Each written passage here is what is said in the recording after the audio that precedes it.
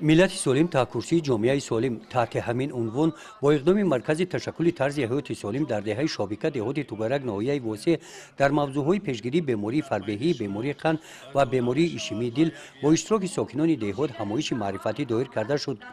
با این چاره‌بینی متخصصان ساحه تندرستی از شهر دوشنبه و مؤسسه کمک اولیه تیبی سنتری ناحیه واسه دعوت کرده شدند.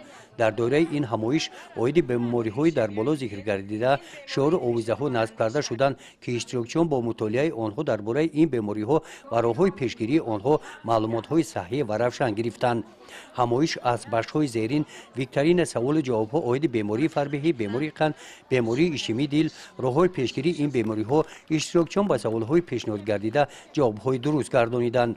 برای به طور ساده بیان نمودن سبب‌های گرفتاری شخص با این بیماری‌ها و راه‌های پیشگیری آن متصدیان چاره‌بینی کارمندان مرکز تشکل طرز حیات سالم در ناحیه واسه با اشتراک ساکنان دهات صحنه‌های معرفتی را به صحنه گذاشته آن را نزد اشتراکچیان چاره‌بینی نمایش دادند.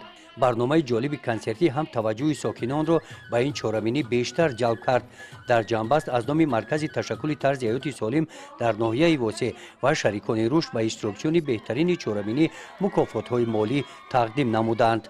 با مقصد بلند برداشتن معرفت اهالی دهات عاید پیشگیری این بیماری‌ها همین گونه چاره‌بینی‌ها پیش از این در دیگر دهات‌های ناحیه با اشتراک اهالی گذرانیده شدند. گزارش خواجه نظریف خدای نظر ظهروف از ناحیه واسه برای برنامه اطلاعاتی نوید